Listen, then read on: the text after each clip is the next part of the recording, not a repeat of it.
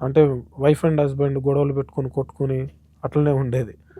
Lovers అంటే ఏమంటారు couples కూడా కొట్టుకోవడం. గొడవలు పెట్టు అంతే ఎందుకంటే ఇప్పటికి కూడా గొడవలు పెట్టుకుంటారు కానీ బయట పడరు అంతే. ఇప్పుడు ఫోన్లు వాళ్ళకి కొట్టుకుంటారు, చేతులు అవి ఉంటాయి వాళ్ళకి కొట్టుకుంటారు అట్లా ఉంటుంది.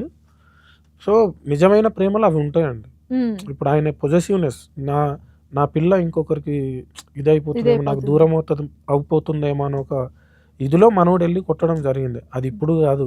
హ్మ్. లవ్ ఉన్నంత కాలం ఉంటదది. బట్ అంతే. మనం దాన్ని స్క్రీన్ మీద చూసేసరికి కొంచెం వియర్డ్‌గా అరే! ఏంది ఇది అనిపించింది గానీ, హ్మ్. అందరి జీవితాలలో ఉంటది. ప్రేమించినోళ్ళ అందరి జీవితాలలో హ్మ్. గొడవలుంటాయి. అంతే అంటారా? బయటపడవు. హ్మ్. ఓకే. అప్పుడు ఇంకొంచెం రాగుండేది హ్మ్. సినిమాలు. అందుకే వాళ్ళు అంత రియలిస్టిక్‌గా చూపెట్టడానికి చూపించారు. ప్రయత్నం చేసిర్రు. అండ్ ఆ ప్యూర్ లవ్‌ని గూడా ఎంత మంచిగా చూపిచ్చిర్రంటే స్క్రీన్ మీద హ్మ్.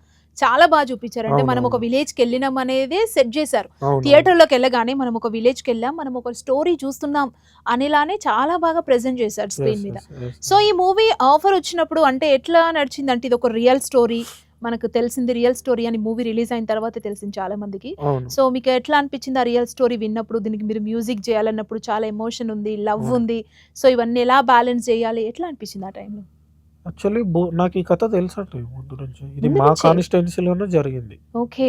మా నియోజకవర్గం ఇల్లందు నియోజకవర్గంలోనే జరిగింది. హ్మ్. సో, నాకు ముందు నుంచి ఇది తెలుసు. బోసు నాకు ఎప్పటినుంచో ఫ్రెండ్ ఒక 5 ఇయర్స్, 6, 7 ఇయర్స్ మేబీ చాలా ఇయర్స్ నుంచి ఫ్రెండు. మనోడు కథ ఇది జేసుకునేటప్పుడు నాకు తెలుసు.